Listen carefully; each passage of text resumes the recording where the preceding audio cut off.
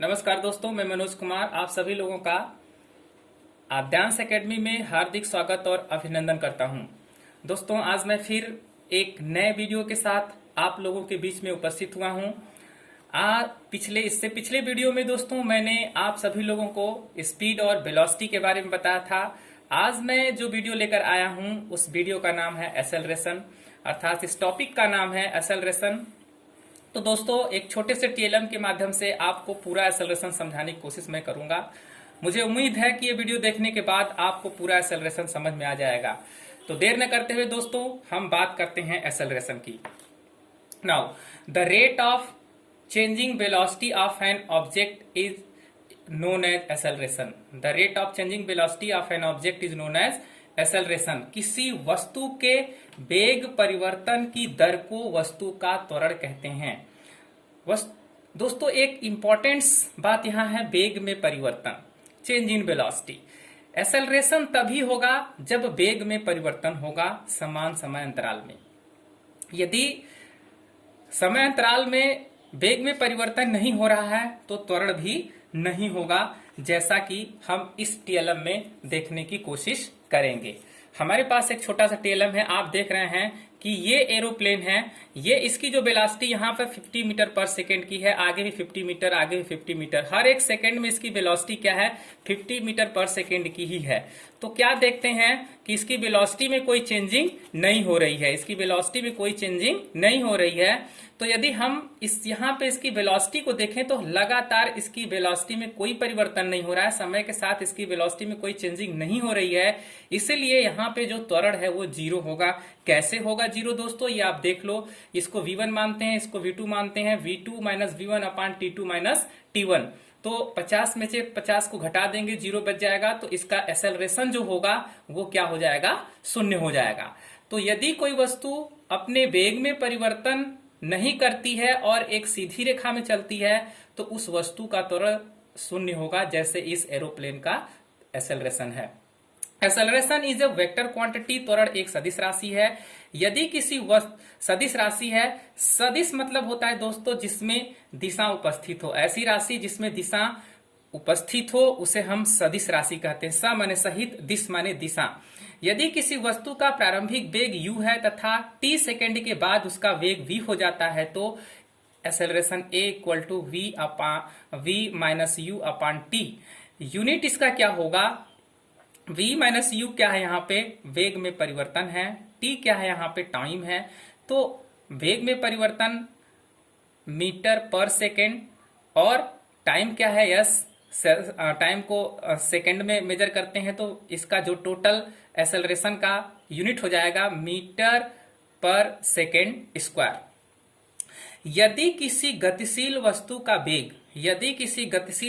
का वेग किसी समय t1 पर v1 हो तथा कुछ क्षण बाद t2 समय पर v2 हो जाए तो t2 माइनस t1 समय अंतराल में वेग परिवर्तन v2 माइनस v1 होगा।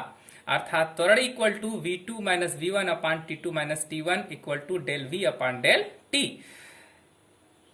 टाइप्स ऑफ एक्सेलरेशन की बात कर लेते हैं। There are two types of acceleration, uniform acceleration and non uniform acceleration. एक समान त्वरण और असमान त्वरण। सबसे पहले हम एक समान त्वरण की बात करते हैं। The velocity of an object change by an equal amount in every equal time period. अर्थात यदि किसी वस्तु में समान समय अंतरालों में वेग परिवर्तन समान हो तो उसका त्वरण एक समान त्वरण कहलाता है, जैसा कि हम इस टीएलएम के माध्यम से देखेंगे, इसको और समझने की कोशिश करेंगे। दोस्तों, इस टीएलएम में क्या आप देख रहे हैं कि इस टीएलएम में दिखाया गया है, यहाँ पे इस कॉर्नर पे टाइम को इंडिकेट किया गया है और इस कॉर्नर पर वेलोसिटी को इंडिकेट किया गया है। हम टाइम को सेकेंड में मेजर कर रहे हैं, 1 2 3 4, जैसे ही नीचे से ऊपर जाते हैं तो 1 2 3 4 5 6 7 सेकेंड मेजर किया गया है। इधर वेलोसिटी को ही जैसे हम ऊपर की ओर जाते हैं तो 50 40 इस तरह से वेलोसिटी को मेजर किया गया है, इंडिकेट किया गया है।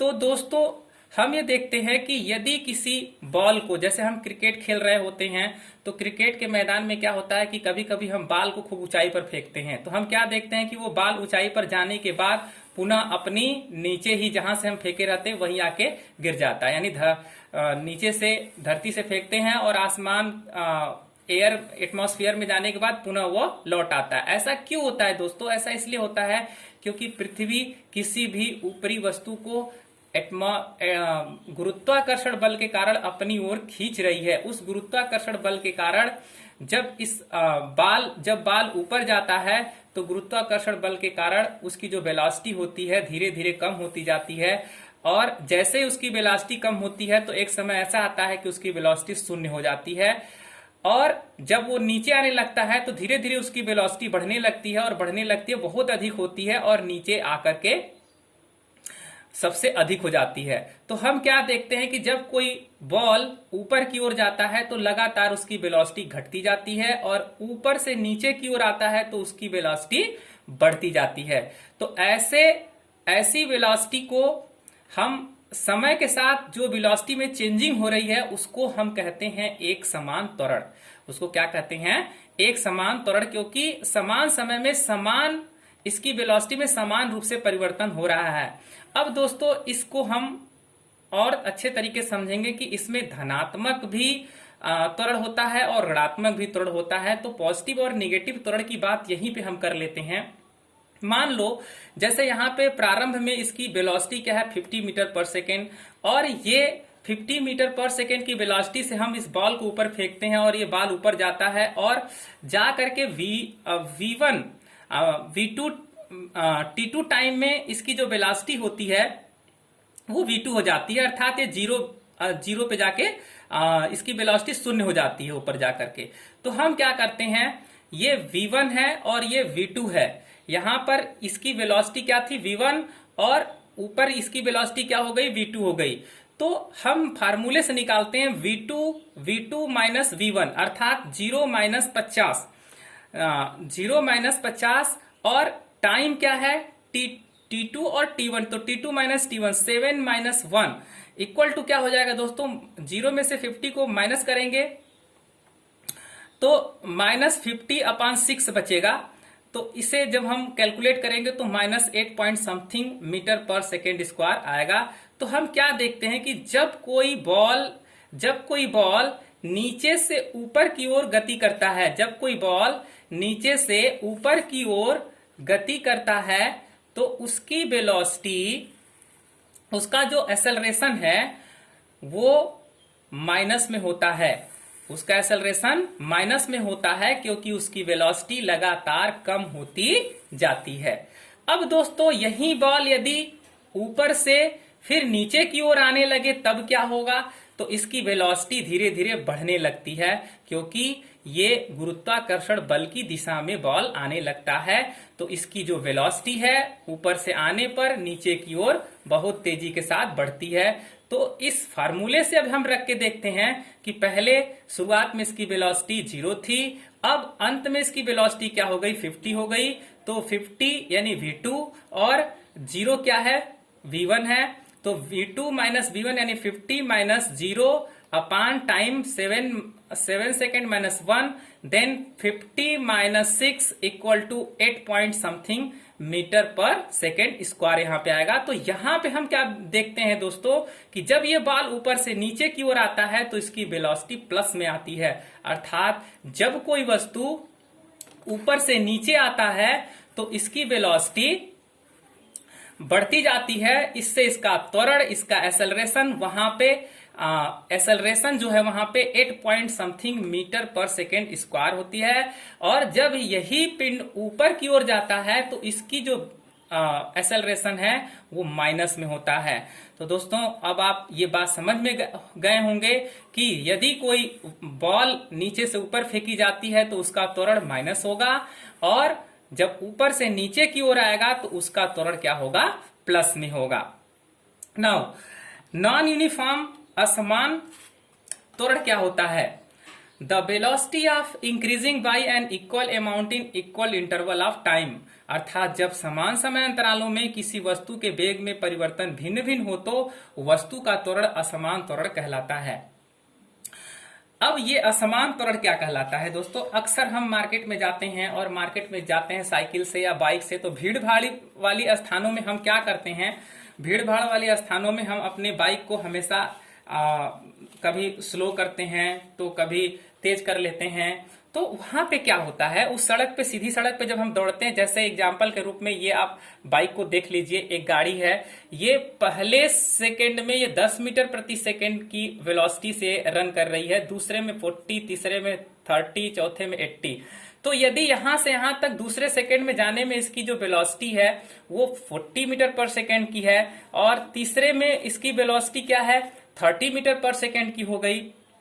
तो आप इसे ध्यान से समझिए दोस्तों कि पहले में t1 टाइम में इसकी वेलोसिटी कितनी थी, 10 मीटर प्रति सेकंड, और t2 में क्या हो गई, 40 मीटर प्रति सेकंड। तो एक्सेलरेशन क्या होगा, 40 माइनस 10 इक्वल टू 30 अपॉन 1। तो यहां पे एक्सेलरेशन क्या हो जाएगा, 30 मीटर पर सेकेंड स्क्वायर।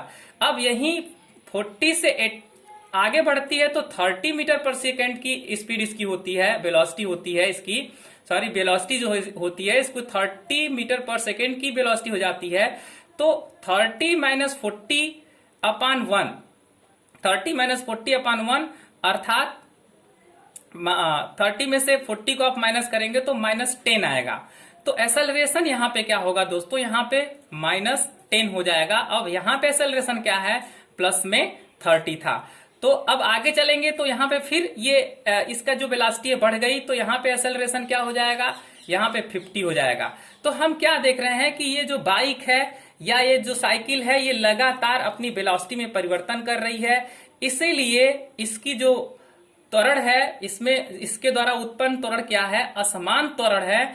और जो इसकी, क्योंकि इसकी वेलोसिटी लगातार कभी प्लस में, कभी माइनस में, कभी प्लस में, कभी माइनस में लगातार बदल रही है, तो ऐसे त्वरण को हम क्या कहते हैं, असमान त्वरण कहते हैं, जैसा कि इस साइकिल में उत्पन्न हो रहा है, साइकिल के द्वारा उत्पन्न हो रहा है।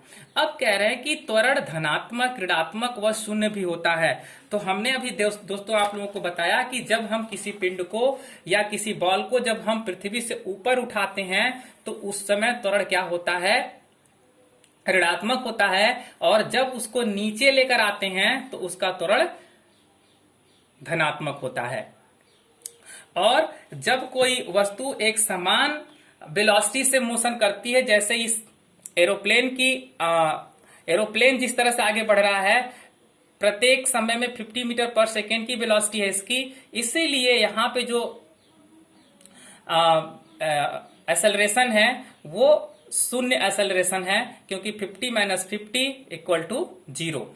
तो यहाँ पे जो एक्सेलरेशन है वो 0 है, और यहाँ पे एक्सेलरेशन जो है, यहाँ पे जो एक्सेलरेशन है लगातार कभी प्लस कभी माइनस में होता जा रहा है।